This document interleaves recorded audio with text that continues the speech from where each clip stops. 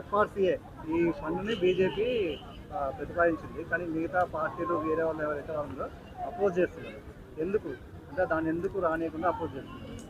అంటే ఎందుకు రానియటం లేదు అన్నప్పుడు అంటే కేంద్ర ప్రభుత్వం ఏం ఆలోచించేది అంటే మీరు కొన్ని ట్రస్టుల పేరు తీసుకొచ్చి విదేశాలకు వెళ్ళి అలా ఫండ్లు వస్తున్నాయి కదా, దానికి మీరు ఎక్కడ ఖర్చు పెట్టారు ఏం చేశారు అనేది లీగల్గా ఎలాంటి చూపకుండా మీకు నచ్చినన్ని వస్తుండే దానికి సంబంధం లేనట్లున్నది. కాబట్టి మా దేశంలో మా భద్రత విషయంలో మేము జాగ్రత్త ఉండడానికి ఏ ఏ ఏ సంస్థకి ఎన్ని డబ్బులు వచ్చాయో వాస్తవిక ప్రజలకు తెలిసే విధంగా మేము చట్టం ఏర్పాటు చేస్తామని చెప్పి కేంద్రం తీసుకొస్తాం. దీని వెనకాల కొద్ది అమెరికా కావచ్చు కొంతమంది వ్యతిరేకిస్తారు. ఎందుకు విదేశాలకు డబ్బులు వచ్చి ఇక్కడ అక్రమంగా మత మార్పిలు జరుగుతున్నాయి, దానికి కారణం చెప్పి పేద ప్రజలను మోసం చేస్తూ మతాలు మార్చే కార్యక్రమాలు ఉంటారు.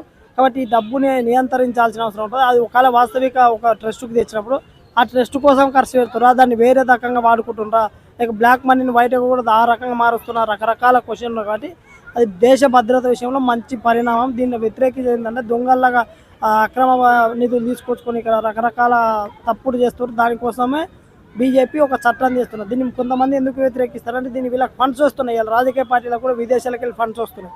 వచ్చింది ఫండ్స్ ఎందుకు వచ్చావి ఎక్కడికి వెళ్ళి వచ్చాయని చూపటం లేదు.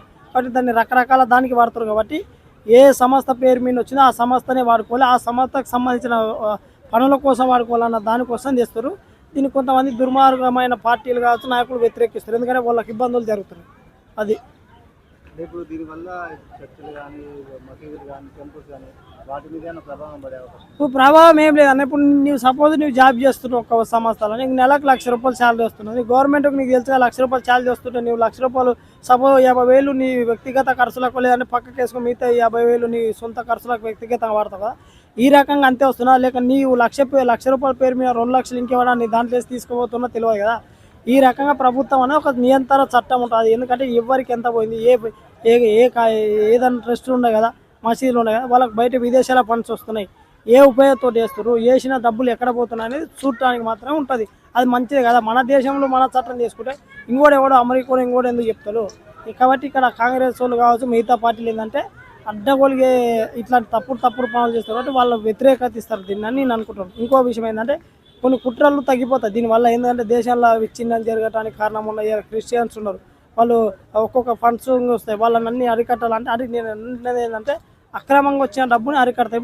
ఒక చర్చి ఉన్నది, చర్చి పాస్టర్కు వాళ్ళ అమెరికాలో డబ్బు వస్తున్నది, అది ఎక్కడ పోతున్నది, ఆ చర్చి ఉపయోగం కోసం అక్కడ ప్రజల కోసం పెడుతున్నారని చూస్తారు. లేదు దాని ద్వారా వేరే తప్పు ప్రచారమో తప్పు విధానాలకు పోతున్నప్పుడు దాన్ని ఖండిస్తారు. కాబట్టి ఈ చట్ట పరిధిలో అన్నీ కూడా వాళ్ళు డాక్యుమెంట్ ప్రతిదీ చట్టానికి చెప్పాల్సిన అవసరం. కాబట్టి ఆ చట్టాన్ని తీసుకొని అది మంచిది దేశానికని నేను అనుకుంటున్నాను. ఇలాంటి బిల్లు పెడుతున్నందుకు ఆపోజిట్ పార్టీ వాళ్ళు ఎందుకు అపోజ్ చేస్తున్నారు? వాళ్ళకి నచ్చదుగా అన్న. వాళ్ళకి దేశంలో ఏది అభివృద్ధి చేసినా నచ్చదు, మంచి పని చేసినా నచ్చదు. ఎందుకంటే వాళ్ళకి దశాబ్దాలుగా పాలించిన పార్టీలు ఏం చేయలేదు, 100 సంవత్సరాల చరిత్ర కాంగ్రెస్ ఏం చేయలేదు. ఈ మధ్యకాలంలో పుట్టిన పార్టీలు కూడా రకరకాల అవినీతిలో కూడుకున్నాయి. కాబట్టి వాళ్ళకి విదేశాల ఫండ్స్ ఫ్రీగా వచ్చేది ఇక్కడ తప్పు ఏదైనా ప్రచారం చేయొచ్చు అనుకున్నారు. కాబట్టి మోడీని దించడానికి కూడా చూశారు, అది కుదరలేదు. కాబట్టి ఈ విదేశీ ఫండ్స్ అక్రమాల మీద చట్టం తేవటం అనేది అది దేశ ప్రజలకు కూడా మంచిది. ఎందుకంటే కొన్ని తప్పిదాలు ప్రచారాలు జరుగుతాయి, అవన్నీ కూడా మానుకుంటారు, ఏదైనా ఉంటే బాధ్యతగా ఉంటారు. కాబట్టి అది మంచి పరిణామాన్ని నేను అనుకుంటున్నాను. ఆ బిల్లు కూడా పార్లమెంట్లో పాస్ అవుతుంది.